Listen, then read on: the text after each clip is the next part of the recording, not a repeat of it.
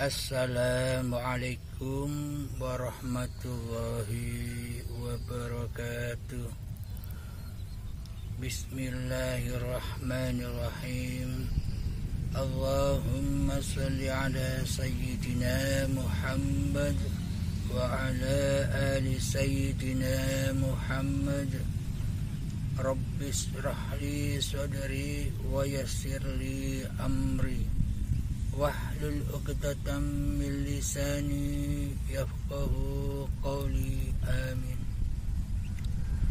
Bismillahirrahmanirrahim. Tak satu pun manusia yang mampu bisa mengerjakan syariat. Tak satu pun manusia yang mampu mengerjakan toreko. Tak satu pun manusia yang mampu berhakikat, dan tak satu pun manusia yang mampu bermakrifat, dan tak satu pun manusia yang sakti di dunia ini. Marilah kita saksikan kesaktian Allah yang ada, yang wujud di dunia ini. Bismillahirrahmanirrahim. Marilah kita membaca diri. Iqra kitabak, membaca asal usul diri. Diri manusia ini hakikatnya siapa dan dari mana, dan untuk apa diadakan, diwujudkan di dunia ini. Bismillahirrahmanirrahim. Walaqad khalaqnal insana min sulalatin min tin. Surat Al-Mu'minun.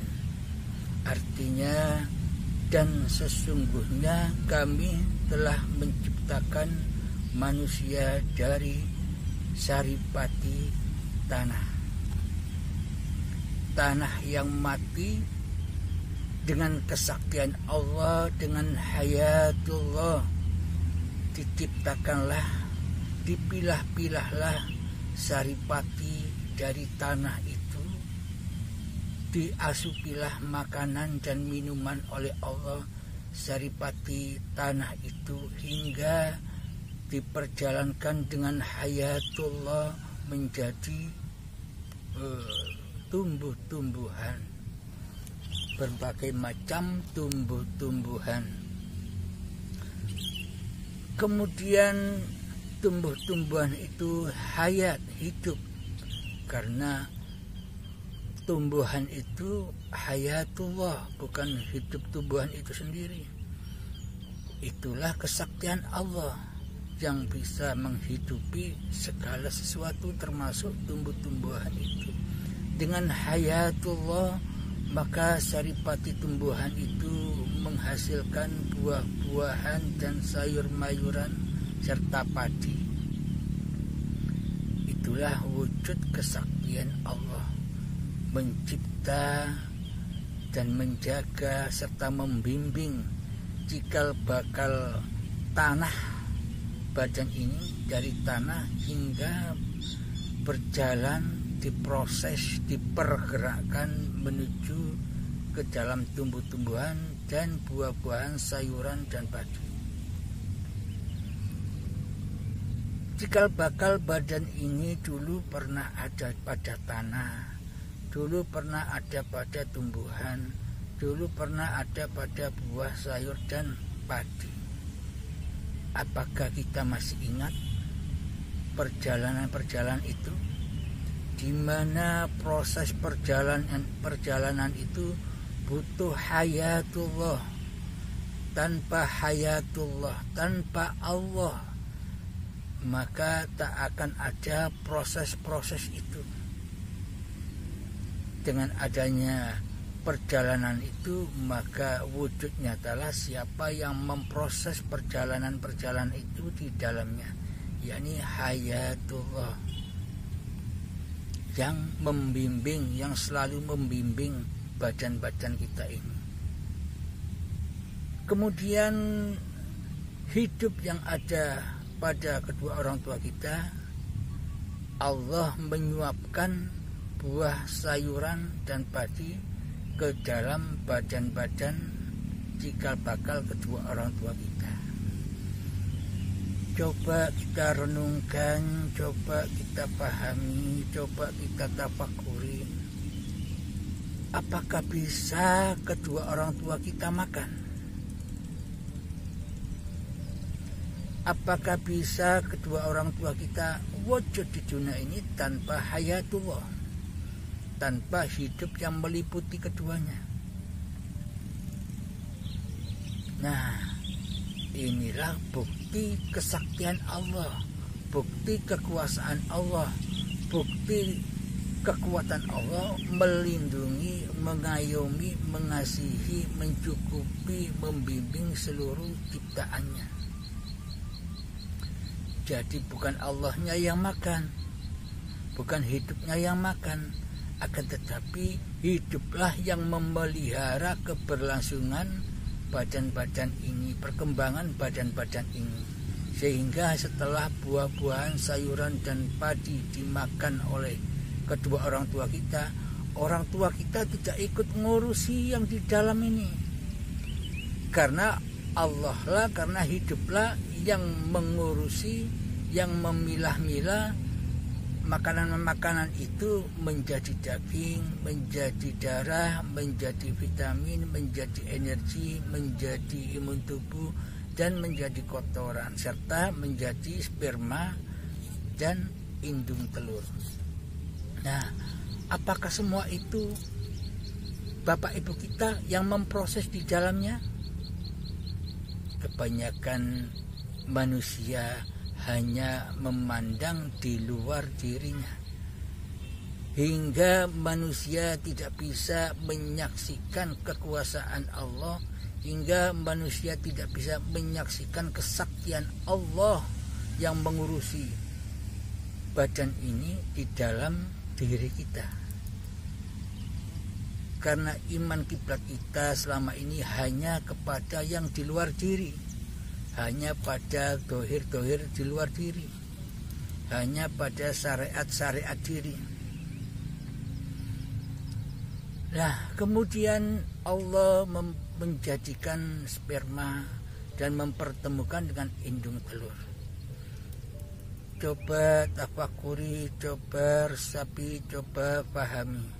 Tanpa adanya hayatullah, apakah mungkin semua proses-proses kejadian itu berlangsung? Nah, jika saat ini kita mengaku-ngaku bahwa hidup dan badan ini milik kita, mestinya kita tidak boleh lupa, tidak boleh lupa atas seluruh perjalanan-perjalanan itu. Kita wajib ingat, kita wajib menyaksikan seluruh perjalanan-perjalanan itu, sejak dari tanah ke tumbuh-tumbuhan, ke buah-buahan, hingga kepada kedua orang tua kita, hingga menjadi sperma. Kita wajib ingat, kita wajib menyaksikannya. Tidak boleh lupa, tidak boleh tidak ingat. Jika memang hidup dan badan ini milik kita sendiri. Nah, akan tetapi buktinya kita tidak ingat apa-apa, karena kita tidak ada, tidak wujud, alias gaib. Aslinya, hakikatnya manusia kita ini gaib, ora wujud. Sing wujud mung urip, hayatullah, zatullah, yang memperjalankan cikal bakal badan ini sejak dari tanah hingga menjadi manusia saat ini. Itulah uripe Allah, hayatullah. Nah, ketika pertemuan kedua orang tua kita, sehingga kita dipindah lagi, diperjalankan lagi kepada alam arham, yakni alam rahim. Di sana kita diproses lagi, disuapi, terpenuhi semua kebutuhannya oleh Allah hingga menjadi segumpal darah, sehingga diperjalankan lagi menjadi segumpal daging, diperjalankan lagi menjadi janin. Ketika menjadi segumpal daging, maka Allah menegaskan kembali. Agar apa? Agar nantinya manusia tidak mengaku-ngaku bahwa hidup ini hidup manusianya, hayat manusianya. Maka Allah menegaskan kembali di dalam surat Shad ayat 72. Fa idzan sawaituhu wa nafakhtu fihi min ruhi faqa'u lahu sajidin. Maka apabila telah kusempurnakan kejadiannya dan kutiupkan kepadanya rohku. Ingat, perhatikan, rohku, bukan rohnya manusia. Rohku, yakni hayatullah, hidupku, kutiupkan kepada cikal bakal janin dan bayi ini. Hendaklah kamu tersungkur dengan bersujud kepadanya. Maka dari itu, kullu mauludin yuladu alal fitrah. Seluruh bayi yang terlahir di dunia ini dalam keadaan fitrah, suci, bersih. Karena apa? Karena hidup yang ada di bayi itu masih murni hayatullah, ruhullah, hidupnya Allah sendiri. Siapakah yang layak disebut suci? Kecuali Allah sendiri. Karena itulah seluruh bayi manusia ini suci, bersih dari apa? Dari selain Allah. Karena saat bayi kita belum ada, kita belum lahir, kita masih gaib. Itulah cikal bakal diri manusia, yakni dari yang gaib sampai sekarang gaib, sampai nanti pun tetap gaib. Yang ada di alam ini hanya awalnya hayatullah, sekarang hayatullah, bahkan dan nanti pun akhir hayatullah, tetap hayatullah Allah lah yang berperan di bumi ini. Nah, syariatnya bayi itu kelahiran awal manusia secara syariatnya, secara pandang zahiriahnya. Akan tetapi hakikatnya manusia belum lahir saat bayi. Coba kita tafakuri, coba kita ingat, coba kita pahami di dalam hati kita. Apa kita sudah ada? Kesadaran kita sudah ada, ingatan kita sudah ada, persaksian kita sudah ada ketika kita masih bayi. Kan kita tidak ingat apa-apa, kan kita tidak bisa menyaksikan apa-apa ketika masih bayi. Itulah nyatanya bahwa hidup dan badan ini bukan kita manusia, bukan milik kita manusia. Itulah wujud zahir batinnya Allah. Badan bayi itulah wujud nyatanya adanya Allah. Zahir bayi itulah wujud nyatanya hayatullah. Tanpa hayatullah, tanpa Allah, maka badan bayi tidak akan terwujud. Nah, itulah kesaktian Allah.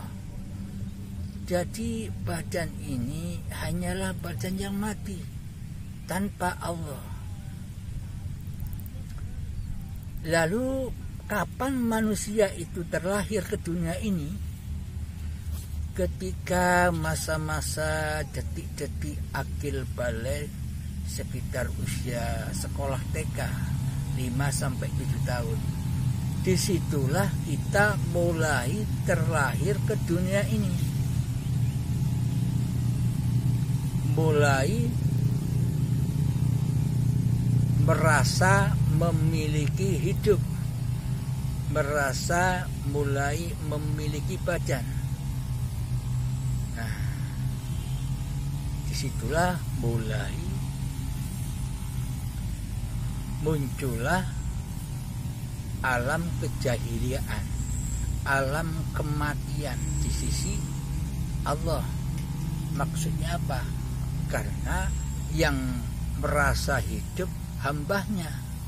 Kan muhal badan ini punya sifat hidup, badan yang mati ini memiliki sifat hidup. Maka dari itu ketika muncul manusianya yang wujud di hati ini, munculnya wujud kuasa manusianya di hati ini, itulah hakikat kematian di sisi Allah.